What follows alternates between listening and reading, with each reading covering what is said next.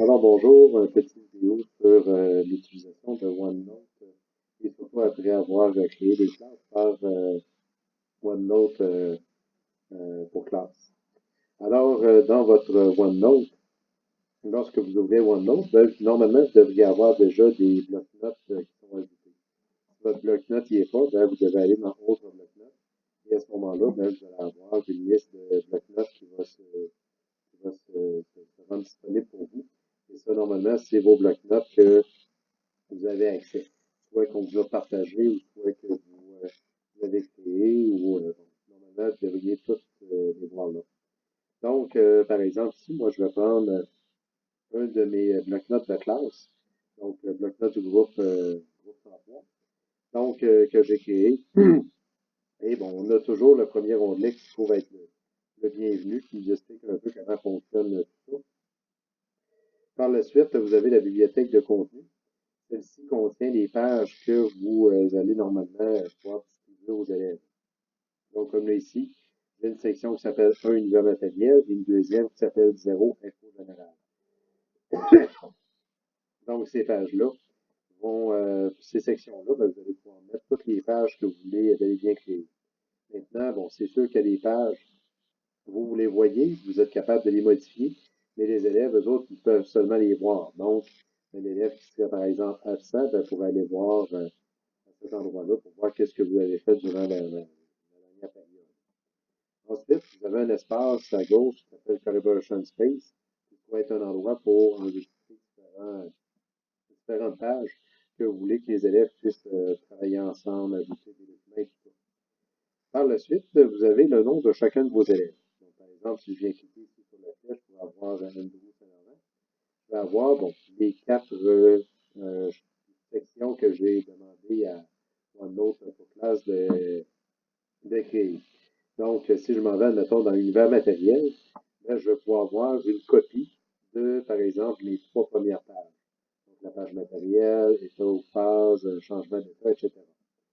Maintenant, si je veux distribuer une nouvelle page, comme là, par exemple, je peux venir ici dans ma bibliothèque de contenu, et avant d'écrire dedans, ben, je pourrais tout simplement aller distribuer la page sur la masse. Donc, je clique sur la page, je la vois qui apparaît du côté droit, et par la suite, tout ce qui me reste à faire, c'est d'aller dans Classe Notebook, dans le menu en haut de la page. En passant, là, présentement, je suis en version web, mais la version bureau fonctionne exactement du même principe. Donc, dans Classe Notebook, je m'en viens chercher ici, distribuer une page. Surprenez-vous pas, ça arrive souvent qu'il apparaît en anglais. Je ne sais pas trop pourquoi. Donc, distribuer une page et vous allez avoir du côté droit un volet qui va apparaître dans lequel vous allez pouvoir dire à quel endroit vous voulez que cette page-là apparaisse. Ça se peut qu'on vous demande de vous connecter lorsque c'est la première fois que vous utilisez le bloc-notes pour la classe. C'est normal, donc vous rentrez votre nom d'utilisateur et votre mot de passe de la commission scolaire. Donc, là, présentement, ce qu'il est en train de faire, c'est qu'il est en train de chercher justement quel bloc-notes est déjà existant au niveau des élèves. Très important de dire aux élèves de ne pas changer le nom des sections. Parce que s'il y en a un qui s'en va changer ici, admettons, l'univers patente, ben, vous allez avoir apparaître ici une autre section qui va s'appeler univers patente, mais qu'un seul élève a pour travailler. Donc, pour ça, c'est important de leur dire de ne pas changer les sections que vous avez déjà créées. Alors, moi, je veux verser ma page sur la map dans l'univers matériel. Donc, je vais cliquer sur l'univers matériel et ensuite, je fais distribuer. Donc, dans le bas, c'est marqué distribution en cours de la page. Et vous allez voir une petite barre de progression qui va apparaître. Donc, comme une toute bonne barre de progression Windows, vous pouvez voir que justement, c'est très constant comme avance. Donc, des fois, ben, vous allez voir que ça avance très rapidement, puis d'autres fois, ben, ça prend beaucoup de temps. Donc, je vous laisse à prendre une bonne minute à distribuer une page pour tout le monde. Par la suite, ça veut dire que chaque élève va avoir une copie de la page que vous venez de leur transmettre et eux vont pouvoir la modifier. Vous aussi, vous pourriez aller la modifier, aller la noter, mais les autres élèves ne pourront pas la modifier. Et à ce moment-là, ben, ça peut vous permettre de voir ce que l'élève a fait durant les dernières périodes. Donc, en attendant, bon, vous voyez ici, c'est marqué page correctement distribuée.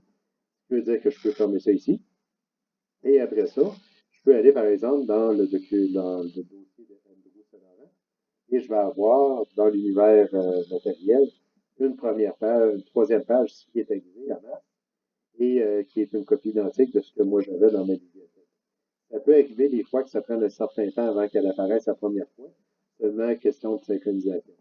Mais par la suite, ben, je peux venir écrire ce que je veux. Je pourrais aussi venir dans le dessin et bon, m'amuser à dessiner, surligner. Si vous voulez faire de la correction, vous pouvez justement venir faire des corrections avec le surligneur ou des choses comme ça. Donc, c'est ce qui termine ma présentation de base de OneNote.